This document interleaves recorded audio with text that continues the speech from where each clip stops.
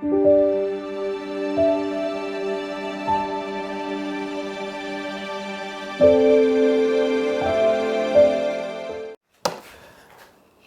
folks, welcome back to Not Flying. I've got some video from some flights I've done recently.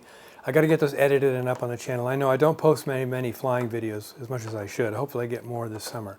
But in a previous video, I mentioned that I was going to take a cooler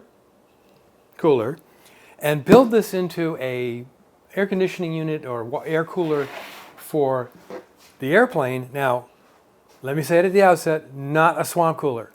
This is not a swamp cooler, and it wouldn't be a swamp cooler. So I bought the cooler. I started collecting parts. I've got the heat exchanger to make sure it's not a swamp cooler, a fan blower from a bilge blower, a bilge pump, and some circuitry and battery stuff and all that. But then I watched a video, link in the description, from Flying with Kay. It's a TikTok. I want you to look at it and see what she bought. And she's using in her Cherokee 180, which, by the way, is what I'm flying now. So let me show you that. We're going to do an unboxing. Yes, this will be an unboxing. IcyBreeze. I have no affiliation with this company. It's highly recommended. It apparently does the job. It's less than half of the price than those fancy red ones that you see on the typical usual suspect airplane flying supply sites like Sporty's and Wix Aircraft and so on, and Aircraft Spruce. So let's open the box. Take a look at what we got here. This is the smaller of the two they offer. They have another one they offer. It's a little bit bigger, I think. You can choose your colors all you want. So what do we got here? We got portable air conditioner, instruction manual, invoice, quick start guide. Okay, so let's pull out this box, which has the 12-volt power cord. Oops. This is the remote switch, so I can have this back in the baggage compartment or in the rear seat and turn it on when I'm taxiing and taking off. And when I get up to over 3,000 feet or so and get me some cooler air, I can turn it off. Again, turn it back on when I'm descending for approach to landing at whatever airport. So there's that cord. And ooh, let's see. This runs off of 12-volt batteries, by the way, batteries they supply. It also runs off of 110, 114, 115 AC off the wall. So let's pull it out, get it out of the box.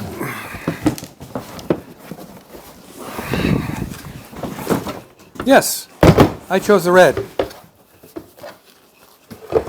Get this, there we go. So, a couple of things to note. Like a Yeti or any one of those high-end coolers, this is insulated between the walls, whereas that cooler that I was going to use is not. So this is the heat exchanger. There's an air inlet. Where's the air inlet? Get this up. This is the tube. That's the air inlet there. And you can also blow air out that way. So it has a built-in pump.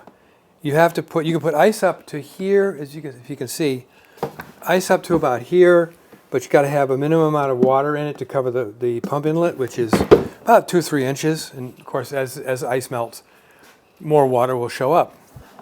They also sell freezer blocks. They're plastic things filled with stuff.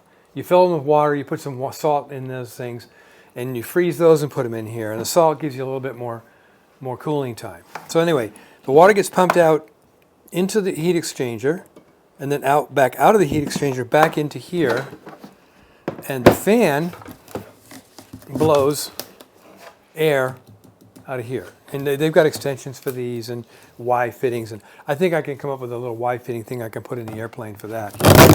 For this one, the speed and fan control is up on top here, like that. And it has, of course, a handle and a drain. Let me plug the drain up. So the 12-volt power cord